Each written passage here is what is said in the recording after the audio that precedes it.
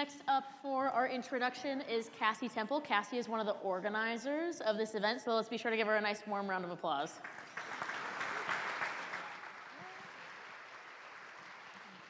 Hello, my name is Cassie. I'm actually going to be speaking for one of our sponsors today. We wanted to thank Landon Vogel. He owns Prairie Egg Products.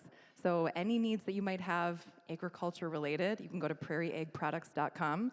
And if you see him, he's somewhere in the back. He's actually up front here. You can give him a hard time for not coming up here and doing this himself. So I'm going to introduce Katie and Matt Chaussee. Matt and Katie Chaussee first met at North Dakota State University in January 2001. Matt's initial attempts at getting a date with the cute girl from speech class landed him firmly in the friend zone, and then they lost touch for 7 years.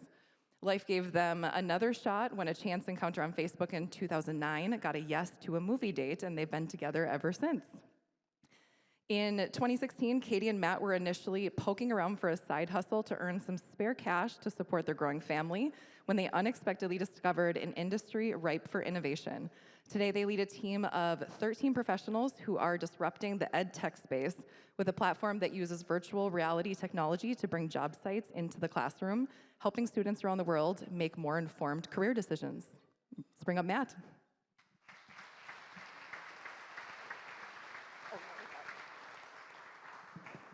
Well, thanks, Cassie. And as you can see, it is just Matt, not Katie. Unfortunately, Katie is at home right now. She's got a herniated disc pushing on her sciatic nerve, so she is laid out. And to Brad and Deanna's point, yes, a lot of business happens in bed. In this case, while recuperating, I suggested that we roll a cot in and she could lay in the one comfortable position and talk with me, and she didn't think that was a good idea. So we laugh about that story, though, because it's that literal same medical issue is why I'm standing up in front of you today. It's what started this whole journey 7 years ago. And I really appreciate the opportunity to be able to tell this story, because this is one not just of our success over the past 7 years, but really one of a community consisting of our cheerleaders and our contractors and our employees, and just everyone who has a passion for what we're doing has really rallied behind us, and we just appreciate that so much. So I'm going to kind of fast forward or add a little bit more context to the speech story. Katie's not here, so I get to ad-lib a little bit. So I do have my prepared notes that she approved last night. But so the speech class story, Katie and I actually met in speech class at NDSU, and we bonded really quickly because we were both terrified of public speaking. So of course, entrepreneurship was the right way to go. I did try to get a date right away. She thought a better idea was having me come out and sandbag at her parents' place. So that's kind of how our whole relationship started. But fast forward through kind of a 7-year hiatus of communications, then getting together and having a family, we had both been working full-time jobs. And neither one of us was really satisfied with that. Katie always said, if there's ever an opportunity to start a business, I'd love to do that. Can you help me? And I thought, I've got my MBA. Yeah, sure. How hard can it be? Turns out it's really, really hard. As we started getting into trying to figure out what we might want to do, Katie ended up with this same back issue that she's got right now. This was 7 years ago. And at the time, we were also looking for a home. And we're looking through the listings, and the pictures just weren't doing them justice. And she was getting really frustrated because it hurt to get up and go see these places in person, and then started thinking, well, if nobody's doing this, why don't we do it? Let's start a business where we create these residential real estate tours, because we know we've seen this thing out there. So we took $5,000 of the $7,000 in our savings account, we bought a camera, we bought a website, and we said, hey, we're creating residential real estate tours. Guess how many residential real estate tours we sold in the first few months when we started this business? 0.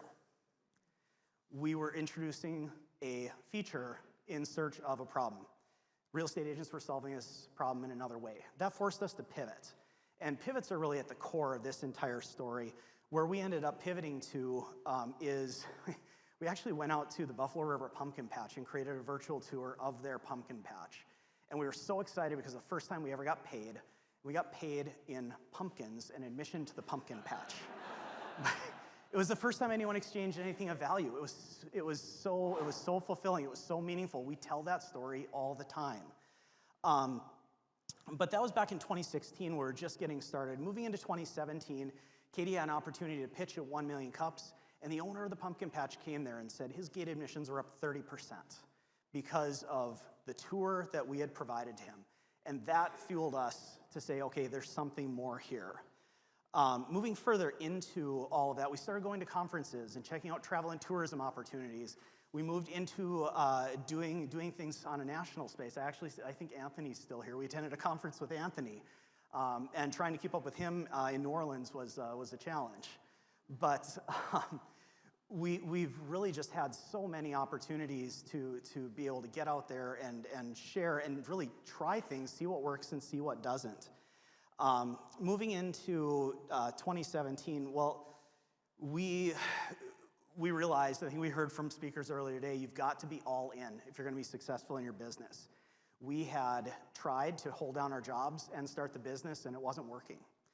And we decided we are going to go all in. So we sold our house, we sold our lake place, we sold one of our cars, and we moved the 2 kids and 2 dogs into a 2-bedroom apartment. We lived in apartments for 4 years while we're trying to make this business work. The reason we did that is because we knew we only had so much bandwidth. Katie calls them utils or spoons. We only had so much capacity for doing the things that we wanted to do. We knew we weren't going to sacrifice family, and we weren't going to sacrifice what we wanted to do with the business. The next couple years were really a grind.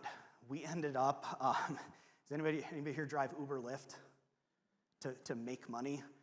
You get money, but you don't make money driving Uber and Lyft. You end up trading equity in your vehicle for cash, which works when you're an entrepreneur because you need some cash to live.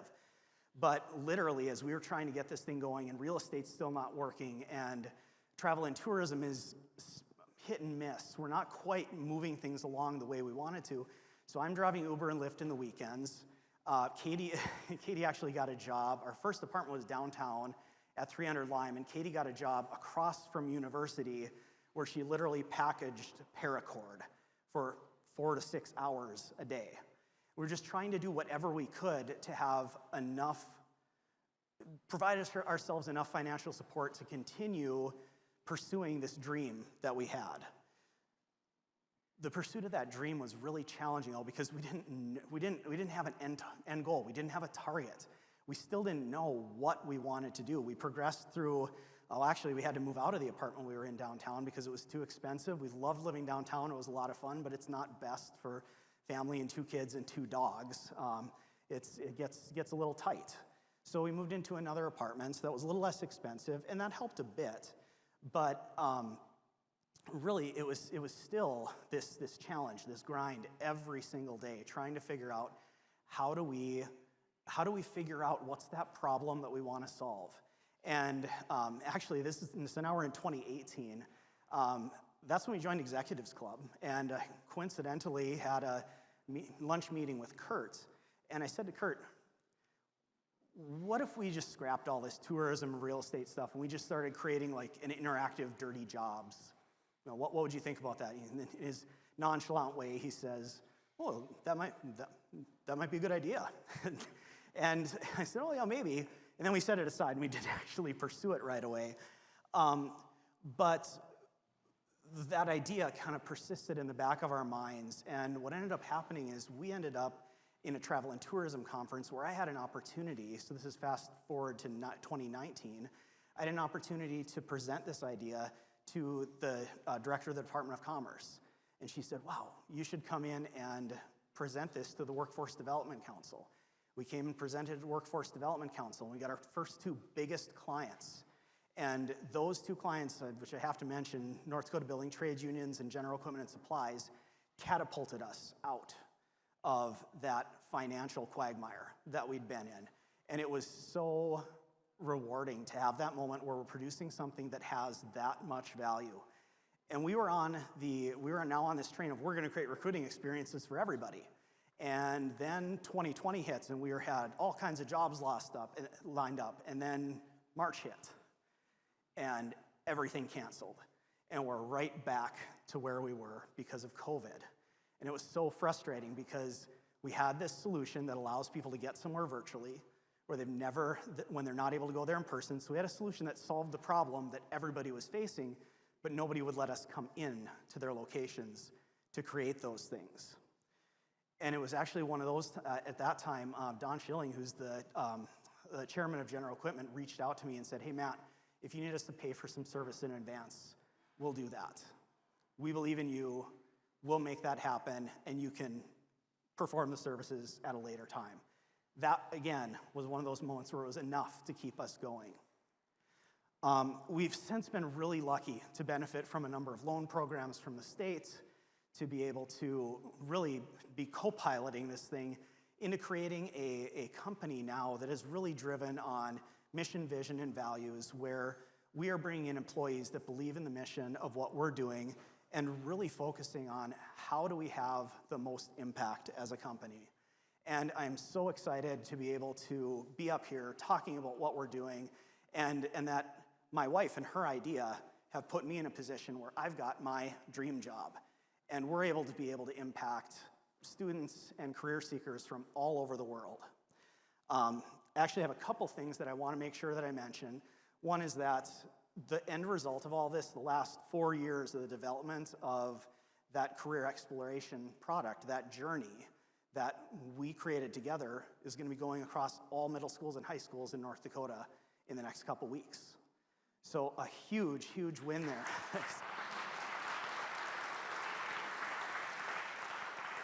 And I have the community and Katie to thank for that.